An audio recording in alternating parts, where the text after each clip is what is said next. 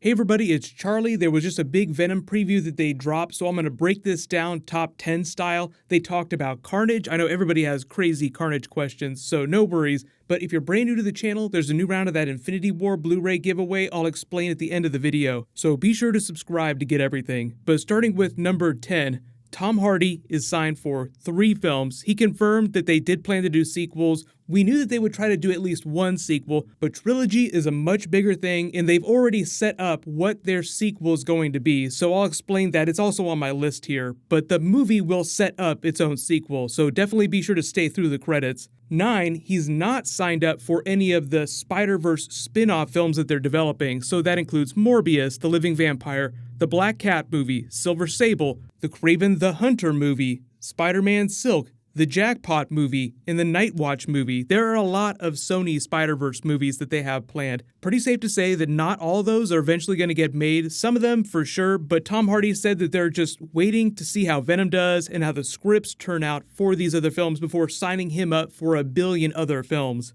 Because Venom is the big attraction, don't be surprised if some of these other characters pop up in the Venom sequels. Stealing a page out of Kevin Feige's Spider-Man playbook would do them a lot of good. 8, there are a lot of Easter eggs and a lot of characters from the Spider-Man comics, but this is supposed to be a standalone film. It's not connected to the MCU. At least that's the way that they shot it. I already did a big video after Comic-Con about the earlier comments. You may remember Tom Hardy's "Not My Daddy's Tractor." At the end of the day, that's kind of above my pay grade, and also it's not my daddy's tractor. Now, that being said, what they are confirming is that everybody's open to legit Tom Holland crossover, because Tom Holland has said he wants to cross over with Venom. In Venom, Tom Hardy has said that he wants to cross over with Tom Holland, but because so many lawyers are involved and it gets so complicated because of what Marvel is doing with MCU Spider-Man, it's just way too much for right now, but we do get into sequel talk with that, so I'll explain about Spider-Man and how he figures into these Venom sequels. 7, Michelle Williams, who's playing Anne Wang, who's Eddie Brock's girlfriend in the movie, ex-wife in the comics, was asked point blank if she's going to get the symbiote in the future because there was a She-Venom arc, like she was just called She-Venom. She got really excited and talked about how cool it would be to do something like that, which pretty much confirms that she's just a totally normal person in this first movie.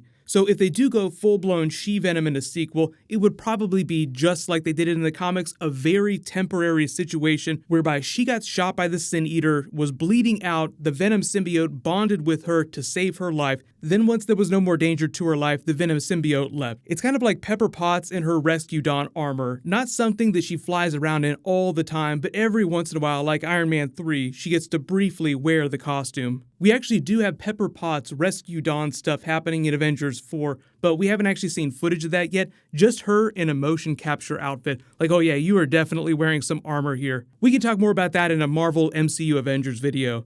Speaking of motion capture though, 6, the symbiote in the movie is not motion capture. Tom Hardy was like literally walking around with his street clothes on, and they just artfully placed the Venom symbiote in post-production on top of him. Even though that sounds like motion capture, when he says they didn't do mocap, he's mostly talking about his facial expressions, because he said that Venom's face and the eyes don't move like a natural human's. Like, humans don't unhinge their jaws to bite people's heads off, so it just didn't make sense for them to shoot it the same way they shoot Mark Ruffalo's Hulk scenes or Tom Holland's Avengers Infinity War Iron Spider scenes, because that's all mocap, like full CG Spider-Man in all these big fight scenes.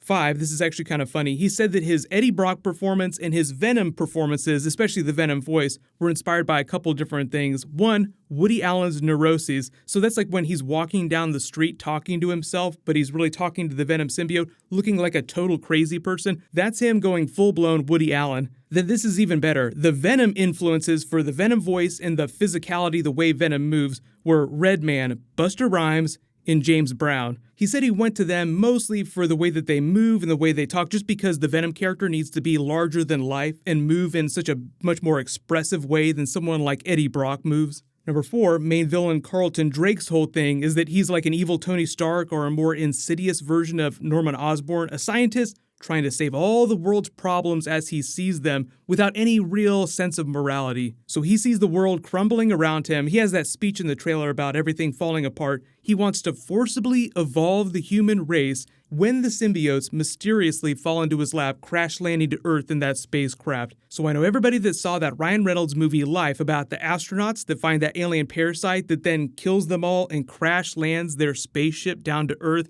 thinks that's a Venom prequel. It's not supposed to be, but funny enough, that's basically the story of how the symbiotes in the Venom movie make it to planet Earth.